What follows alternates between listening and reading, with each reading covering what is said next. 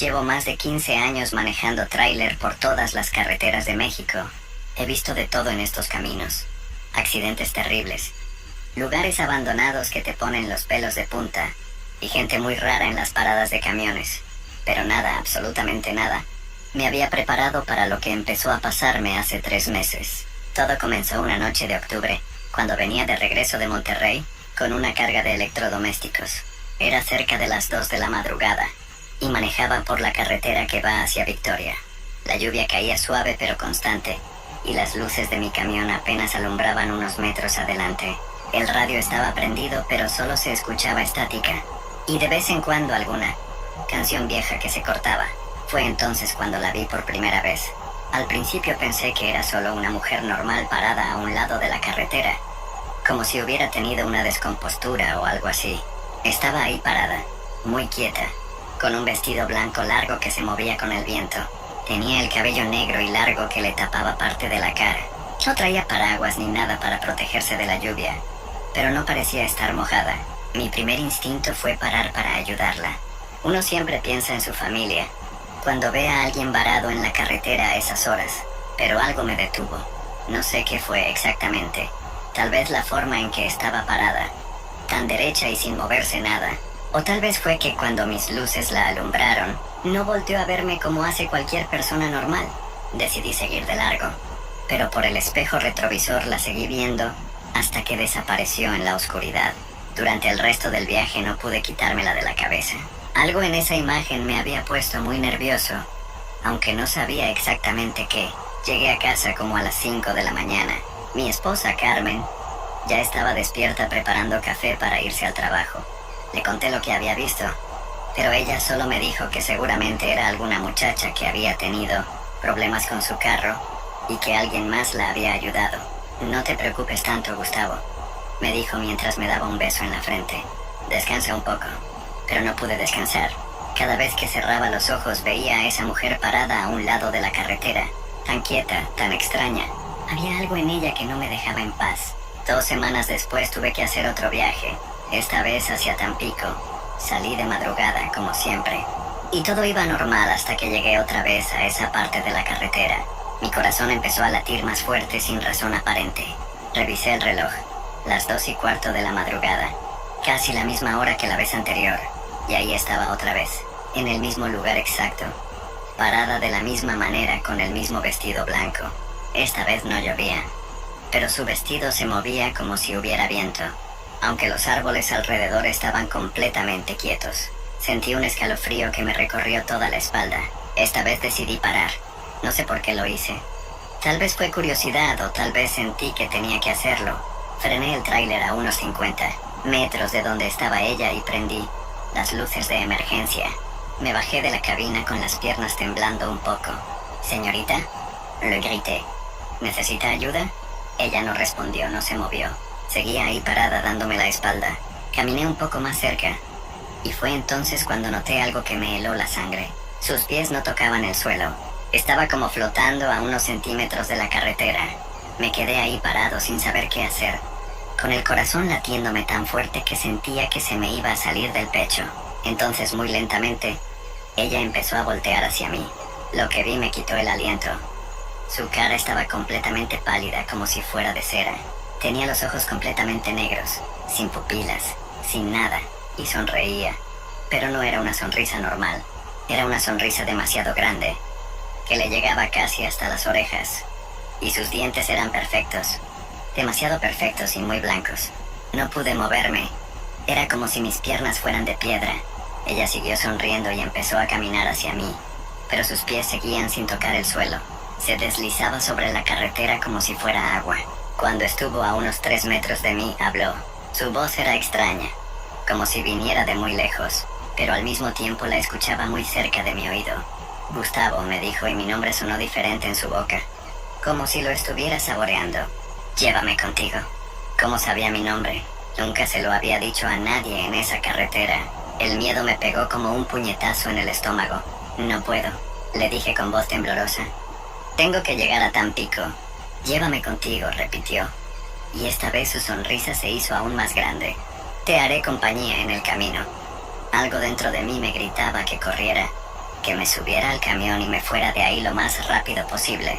Pero otra parte de mí, una parte que no entiendo, quería decirle que sí.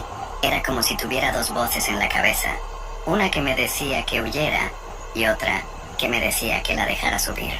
Por favor, insistió, y su voz ahora sonaba diferente, más suave, casi como la de una niña pequeña.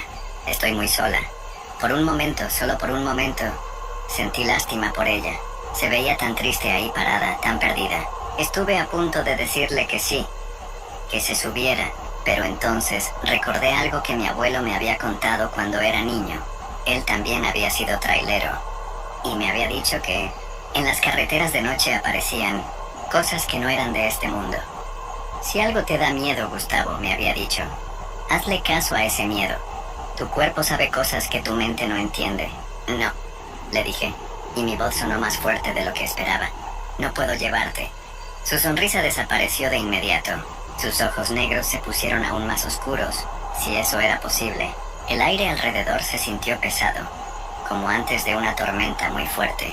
Está bien, dijo, pero su voz ya no sonaba triste. Sonaba enojada. Nos veremos pronto, Gustavo Prado de Ciudad Victoria. El hecho de que supiera de dónde era me asustó tanto que por fin pude mover las piernas. Corrí hacia mi camión como nunca había corrido en mi vida.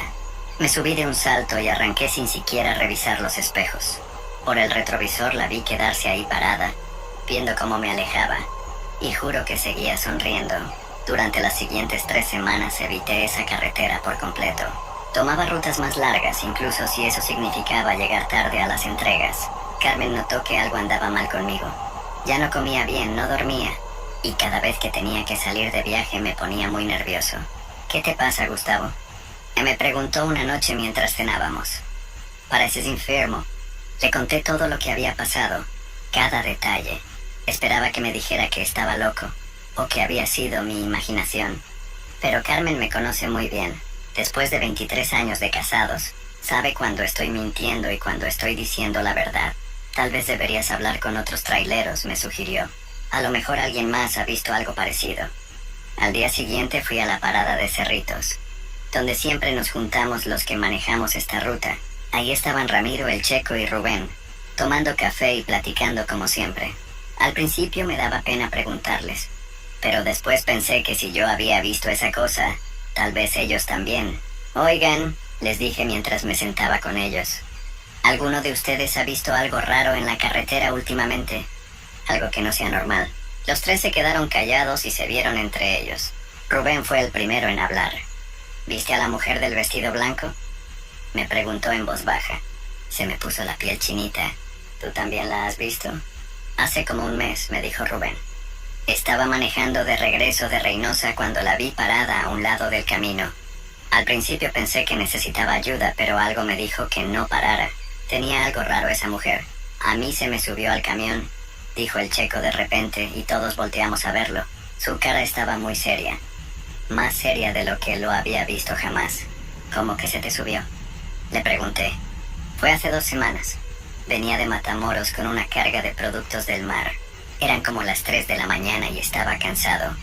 Así que cuando la vi ahí parada, pensé que tal vez podía pedirle que me hiciera plática para no quedarme dormido. Paré y le dije que si quería que la llevara. El Checo se tomó un trago largo de café antes de seguir. Se subió sin decir nada. Yo pensé que tal vez estaba asustada o algo así. Arranqué y empecé a platicarle, pero ella no me contestaba. Solo se quedaba ahí sentada, viendo hacia adelante. Después de un rato la volteé a ver, y me di cuenta de que no estaba respirando. Su pecho no se movía para nada. ¿Qué hiciste?, le preguntó Ramiro. Le pregunté si estaba bien, pero no me contestó.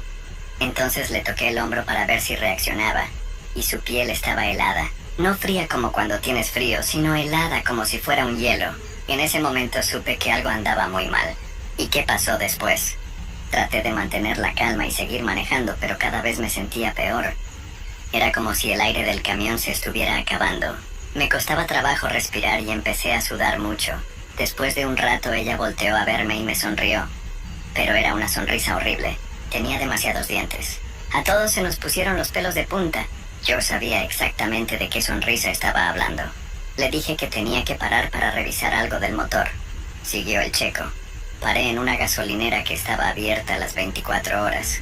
Cuando me bajé del camión, corrí hacia la tienda y le dije al muchacho que trabajaba ahí que me ayudara, que había algo raro en mi camión. Salimos juntos a ver, pero cuando llegamos al tráiler ya no había nadie adentro. La puerta del copiloto estaba abierta, pero no había señas de que alguien se hubiera bajado. ¿No había huellas ni nada?, le preguntó Ramiro. Nada. Y lo más raro es que el muchacho de la gasolinera me dijo que él me había visto llegar, pero que yo venía solo. Según él, nunca vio a ninguna mujer en el camión. Ramiro, que había estado callado todo este tiempo, finalmente habló.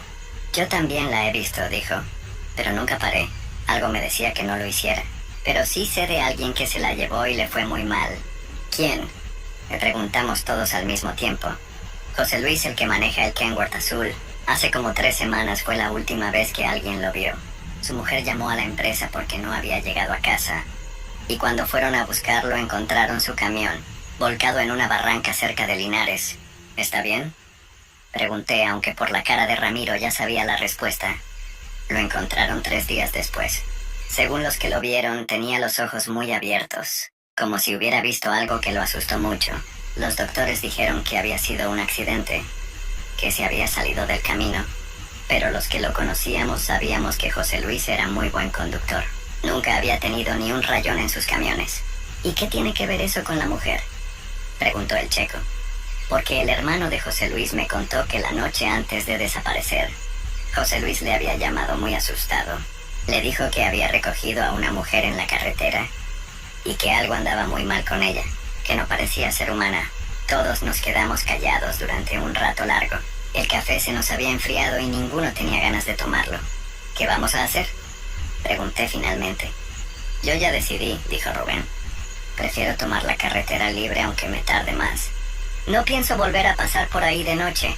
Yo igual, dijo el checo. Esa cosa, lo que sea, no es normal. Es mejor mantenerse lejos. Pero yo sabía que no iba a ser tan fácil. Esa mujer, esa cosa, sabía mi nombre y sabía de dónde era. Había dicho que nos veríamos pronto. Y yo sabía que hablaba en serio. Esa misma noche tuve que hacer un viaje a Nuevo Laredo. Traté de esperar hasta que amaneciera, pero no podía retrasar más la entrega. Salí como a las 11 de la noche, pensando que si manejaba rápido podría pasar por esa parte de la carretera antes de las 2 de la mañana, pero no fue así. Tuve que parar a cargar diésel, y después tuve problemas con un documento en una caseta. Cuando llegué a esa parte del camino eran las 2:30 de la madrugada, y ahí estaba otra vez, pero esta vez era diferente. No estaba parada a un lado de la carretera, estaba parada exactamente en el centro del camino, con los brazos extendidos, bloqueando completamente el paso. Su vestido blanco brillaba en la oscuridad como si tuviera luz propia. Frené el camión a unos 100 metros de donde estaba. Mi corazón latía tan fuerte que dolía. Sabía que esta vez no iba a poder escapar tan fácil. Prendí las luces altas para verla mejor. Y fue entonces cuando me di cuenta de que ya no estaba sola. Había otras figuras alrededor de ella, todas vestidas de blanco, todas con esa misma sonrisa horrible. Eran como 5 o 6, y todas me estaban viendo directamente. Una de ellas empezó a caminar hacia mi camión. Era la mujer original, la que había visto las otras veces. Cuando llegó hasta mi ventanilla, tocó el vidrio con sus dedos muy pálidos. «Hola, Gustavo», me dijo, y su voz se escuchaba aunque las ventanas estaban cerradas. «Te dije que nos veríamos pronto. ¿Qué quiere?», le pregunté tratando de sonar valiente aunque estaba temblando. «Solo queremos compañía», me respondió. «Estamos muy solas aquí. Llevamos mucho tiempo esperando a que alguien nos lleve a casa». «¿A dónde es su casa?». «Muy lejos de aquí. Pero contigo llegaremos rápido». «No puedo», le dije. «Tengo una familia que me espera». Su sonrisa se hizo más grande. «Tu familia puede esperar. Nosotras hemos esperado mucho más tiempo». Las otras figuras empezaron a acercarse al camión. Una de ellas se subió al cofre y me veía directamente a través del parabrisas. Otra se puso al lado de la puerta del conductor. Me sentía rodeado, atrapado. «Si no nos llevas por las buenas», dijo la mujer original, «tendremos que subir por las malas». En ese momento, recordé algo que mi abuela me había enseñado cuando era niño. Siempre cargaba una estampita del Santo Niño de Atocha en la cartera y una cadena con una cruz que mi madre me había regalado cuando cumplí 15 años. Saqué la cadena y la puse sobre el volante. Después saqué la estampita y la pegué en el tablero. En el nombre del Padre, del Hijo y del Espíritu Santo, dije en voz alta. Las figuras se echaron para atrás inmediatamente, como si las hubiera quemado. La mujer de mi ventanilla hizo un sonido horrible, como un grito pero más grave, más animal. Eso no te va a proteger para siempre, Gustavo Prado, me gritó. Te encontraremos cuando menos lo esperes. Pisé el acelerador a fondo y el camión salió disparado hacia adelante. Las figuras se quitaron del camino justo a tiempo, pero por el espejo las vi quedarse ahí paradas, viendo cómo me alejaba. Esa fue la última vez que las vi, pero sé que siguen ahí. Otros traileros me han contado que las han visto en diferentes partes de la carretera, siempre de noche, siempre esperando a que alguien se detenga. Yo ya no manejo de noche por esa ruta. Prefiero salir temprano y llegar antes del anochecer, aunque eso signifique levantarme a las 4 de la mañana. Carmen dice que estoy mejor, que ya no tengo esas pesadillas de antes.